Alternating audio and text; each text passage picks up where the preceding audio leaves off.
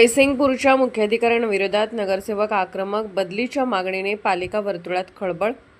जयसिंगपूर नगरपालिकेच्या मुख्याधिकारी टीना गवळी यांच्या कार्यपद्धतीविरोधात शिरोळ तालुका विकास आघाडीच्या 6 नगरसेवकांनी थेट जिल्हाधिकारी कार्यालय गाठत तातडीच्या बदलीची मागणी केली. विकास कामातील दिरंगाई, नागरिकांच्या तक्रारीकडे दुर्लक्ष, प्रशासकीय नियोजनाचा अभाव आणि विविध कामातील कथित गैरव्यवहारांचे गंभीर आरोप नगरसेवकांनी यावेळी केले.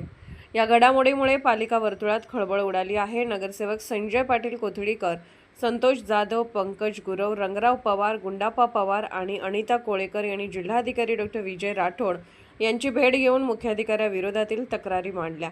संबंधित आरोपांबाबत पुराव्यासह लेखी तक्रार सादर करण्याच्या सूचना जिल्हाधिकाऱ्यांनी दिल्याचे नगरसेवकांनी सांगितले.